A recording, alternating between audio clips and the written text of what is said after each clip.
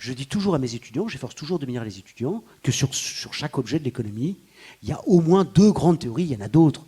Mais il y a une cohérence libérale qui a sa cohérence, qui est parfaitement respectable. Et je pense, la cohérence libérale, au fond, ça consiste à dire que le tout est réductible au jeu des partis. Que l'intérêt général est réductible au jeu des intérêts particuliers.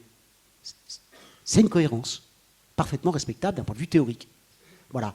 Et ça conduit, bien entendu, à faire l'idée que la concurrence de chacun, la lutte de tous contre tous, va conduire à un intérêt général, puisque chacun va produire plus, ça va bénéficier à tous. Vous connaissez l'histoire. Ça, c'est la cohérence libérale, parfaitement respectable. Et puis, il y a une autre cohérence, keynésienne ou marxo-keynésienne, vous appelez ça comme vous voulez, qui consiste à dire, comment dire, le tout n'est pas réductible au jeu des partis. L'intérêt général n'est pas réductible au jeu des intérêts particuliers. Et moi, je dis toujours à mes étudiants, voilà, il y a deux cohérences, il y en a au moins deux. Il y a deux théories, il y a deux opinions, j'aime pas trop ce terme. Et moi, j'affiche.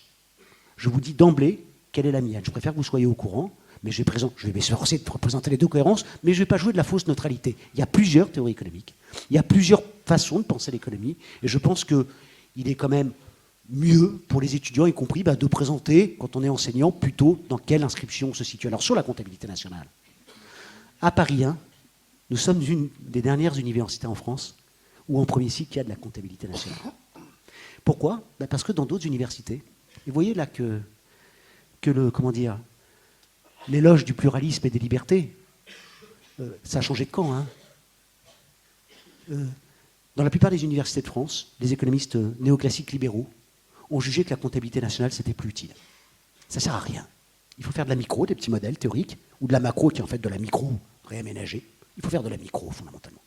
Et donc, on a supprimé quasiment systématiquement les cours de comptabilité nationale. Je ne sais pas où ça en est à l'ESSEC. Mais voilà, la comptabilité nationale, vous savez, c'est ce qui permet de savoir pourquoi le PIB, c'est 2000 milliards en France. Comment ça se répartit entre... C'est magique, le PIB, c'est génial. On a le même chiffre, 2000 milliards, pour la valeur ajoutée. Et c'est là qu'on découvre que, par exemple, la contribution au PIB des fonctionnaires en France, c'est 350 milliards.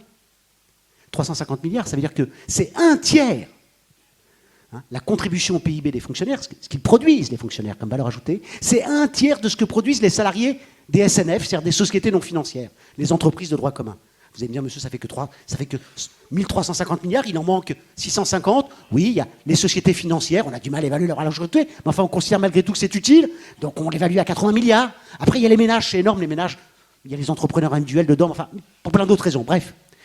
Mais voilà, la contribution, grâce à la comptabilité nationale, on peut dire que la contribution au PIB des fonctionnaires, c'est un tiers de celle des salariés de droit commun qui travaillent dans les entreprises. C'est quand même pas mal, la comptabilité nationale. On comprend pourquoi certains n'aiment pas trop ça, en fait. Bon, donc, et pas avec le même chiffre, on peut dire, voilà, ça sert soit à la consommation, soit à l'investissement. Attention dans la consommation, hein. Dans la consommation, il n'y a pas simplement la consommation de biens ou de services. Il y a la consommation de services non marchands. Vous consommez des services publics. Ça rentre... La comptabilité nationale permet de visualiser ça. Donc voilà, effectivement, j'arrête là.